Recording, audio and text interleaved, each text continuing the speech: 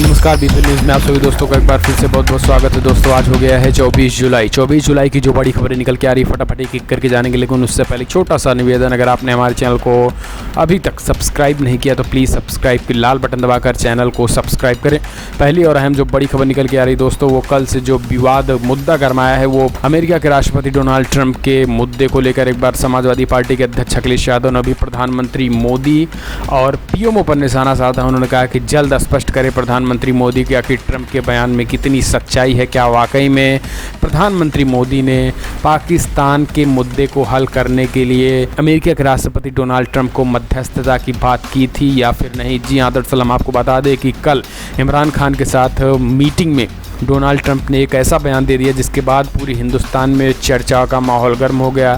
संसद ठप हो गई, संसद से लेकर सड़क तक संग्राम मच गया।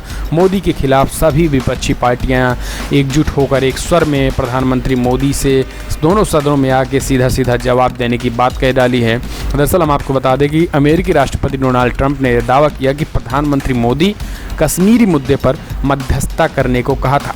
ट्रंप ने कहा कि मैं 2 हफ्ते पहले जब प्रधानमंत्री मोदी के साथ था और वहाँ हमने इस कश्मीर मसले की बात की, मोदी ने कहा था कि आप मध्यस्थता करिए, आप मीडिएटर बनिए। हाँ बिल्कुल, मैं कश्मीर के मुद्दे पर मध्यस्थता बनना चाहूँगा। ट्रंप ने आगे ये भी कहा कि मुझे हैरानी है कि वो मसला काफ़ी लंबे समय से चल रहा है।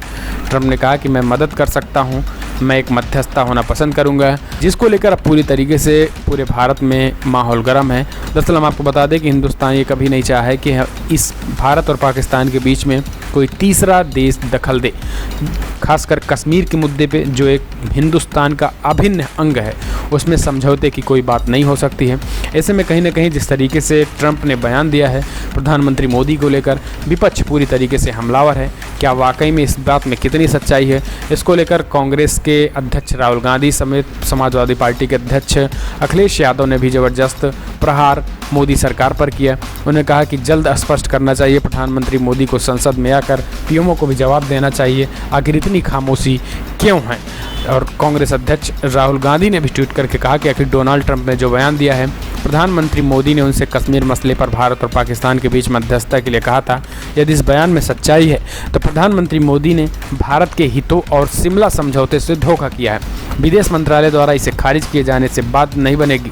प्रधानमंत्री मोदी को बताना होगा कि आखिर उस दिन हुआ क्या था, उस मीटिंग में बातचीत क्या हुई थी, क्या वाकई में ट्रंप के बीच बैठक हुई थी और ट्रंप के बीच बैठक होने के बाद ऐसे किन किन मुद्दों पर बात हुई। प्रधानमंत्री मोदी को इस बात को स्पष्ट करना पड़ेगा। तो ये संसद में हम आपको बता दें कि कांग्रेस की तरफ से गुलाम नबी आज़ाद ने ज़बरदस्त हल्ला बोला और दोनों सदनों में इसको लेकर बहस हुई, संसद ठप हुआ। समाजवादी पार्टी के अध्यक्ष अखिलेश यादव ने भी ट्वीट करके इस पर जवाब मांगा प्रधानमंत्री मोदी से। सभी विपक्षी पार्टियां लगातार बीजेपी और पीएम मोदी पर इस मुद्दे पर हमलावर है।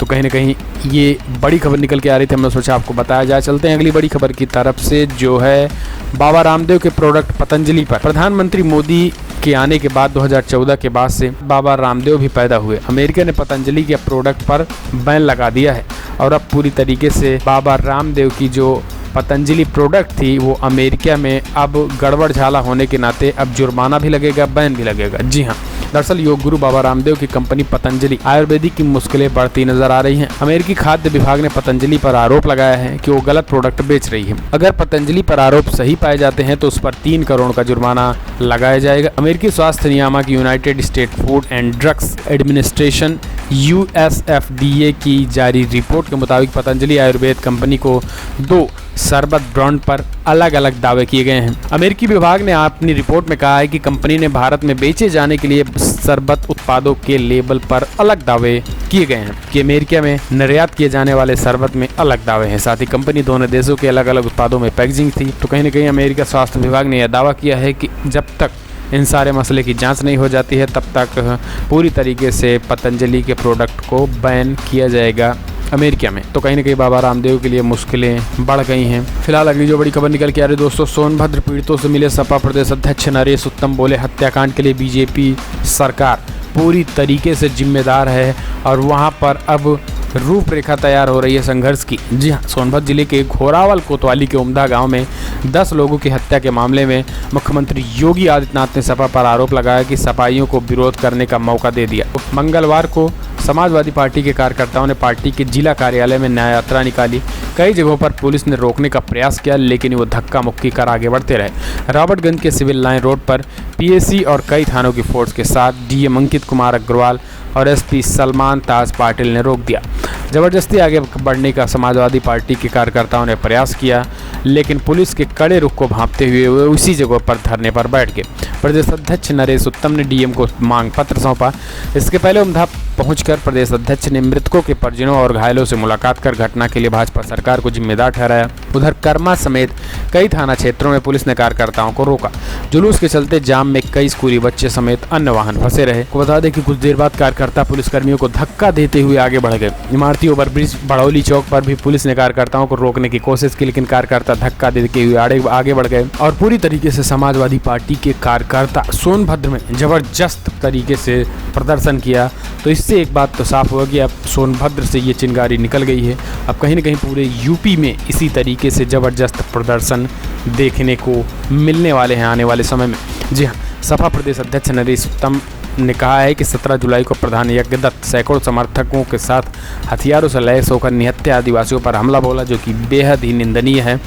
मृतकों के आश्रितों को 20-20 लाख मुआवजा, एक व्यक्ति को नौकरी और घायलों को 5-5 लाख मुआवजा सरकार को देना चाहिए। लेकिन हम आपको बता दें कि सरकार फिलहाल 18.5 लाख रुपए मृतकों को दे चुकी है। तो कल 23 जुलाई था और 23 जुलाई को जबरदस्त तरीके से समाजवादी पार्टी के कार्यकर्ताओं ने सोनभद्र में जबरदस्त प्रदर्शन किया। फिलहाल चलते हैं अगली बड़ी खबर की तरफ से, जो निकल के आ रही सिक्योरिटी व्यवस्था को लेकर कई लालू यादव समेत कई बड़े नेताओं की सुरक्षा घटा दी गई है। सरकार से सवाल करने वाले रूढ़ी और चिराग भी आए लपेटे में। जी हाँ, देश के गृह मंत्रालय बदले की भावना से भी काम करने लगा है। ये सवाल इसलिए क्योंकि गृह मंत्रालय ने कुछ नेताओं के सुरक्षा को लेकर बड़ा फैसला लिया है। उन नेताओं के नाम है बीजेपी के विरोधी के साथ 2 बीजेपी सांसदों का नाम भी है और चुनाव से पहले नोटबंदी पर बीजेपी पर सवाल करने वाले चिराग पासवान की भी सुरक्षा में कटौती कर दी गई है। दरअसल गृह मंत्रालय द्वारा जारी आदेश आरजेडी अध्यक्ष लालू प्रसाद यादव, बीएसपी सांसद सतीश चंद्र मिश्रा, समाजवादी पार्टी के अध्यक्ष अखिलेश यादव, यूपी बीजेपी के नेता संगीत सोम, बीजेपी सांसद राजीव प्रताप रूढ़ी की सुरक्षा घटा दी गई। यही नहीं, मोदी सरकार ने यूपी सरकार के मंत्री सुरेश राणा, एलजेपी सांसद चिराग पासवान, पूर्व सांसद पप्पू यादव की सुरक्षा में भी कटौती कर दी है। अब सवाल ये उठता है कि क्या गृह मंत्रालय बदले की भावना से काम कर रहा है? ऐसा सिर्फ इसलिए नहीं है क्योंकि लालू यादव और बीएसपी सांसद सतीश चंद्र मिश्रा की सुरक्षा घटाई गई, बल्कि इसलिए क्योंकि इन पे कई बीजेपी नेता और उनके सहयोगी दल के सांसद भी शामिल हैं, जिन्हें शायद सवाल पूछने की सजा मिली है। रूढ़ी और चिराग की बात करते हैं। लोकसभा चुनाव से ठीक पहले जब सीट बंटवारा नहीं हुआ था, तब दबाव बनाने के लिए लोक जनशक्ति पार्टी के सांसद चिराग पासवान ने नोटबंदी को लेकर सवाल किया था। इसके बाद उन्होंने बीजेपी ने उस वक्त सीट बंटवारे में लोजपा को उनके कहे अनुसार ही सीट दी थी। ऐसे में यह भी सवाल उठता है कि क्या गृह मंत्री अमित शाह चिराग पासवान की सुरक्षा में कटौती कर चिराग के पर कतरना चाहते हैं? इसका जवाब तो गृह मंत्री ही दे सकते हैं, मगर उनको पीछे छोड़िए। अब चलते हैं हम भारतीय जनता पार्टी के वरिष्ठ सांसद बिहार के, जो कि हैं राजीव प्रताप रूढ़ी, जो कि केंद्र सरकार के कामकाज पर सवाल हालिया में खड़े कर दिए थे।